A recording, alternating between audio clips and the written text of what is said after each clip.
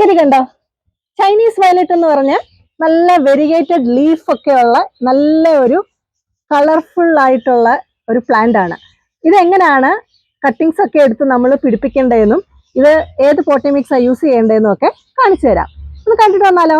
അപ്പോൾ ഇതിന് വേണ്ടുന്ന കുറെ കട്ടിങ്സ് ഞാൻ എടുത്തിട്ടുണ്ട്. ഇത് കണ്ടോ, നല്ല വെരിഗേറ്റഡ് ആയിട്ടുള്ള ലീഫാണ്. ഇതിന് അധികം വെള്ളത്തിന്റെ ആവശ്യമില്ല. രാവിലെ നല്ല വെയിൽ വേണം ഇതിന് കിളുക്കാനായിട്ട്. അപ്പോൾ ഇതെങ്ങനെ കട്ടിങ്സ് ഒക്കെ എടുത്ത് പോട്ട് ചെയ്യുന്നത് കാണിക്കാം. ഞാൻ വിത്ത് റൂട്ടോടെ എടുത്തിട്ടുണ്ട്.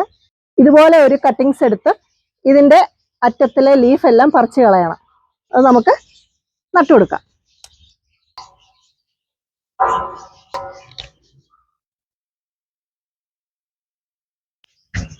ഇത്രയുള്ള സംഭവം. ഒരു ഹാങ്ങിങ് പോട്ട് എടുത്ത് നടുക്കൊരു കുഴിയൊക്കെ കുഴിച്ച് എത്രേ ഉള്ളൂ.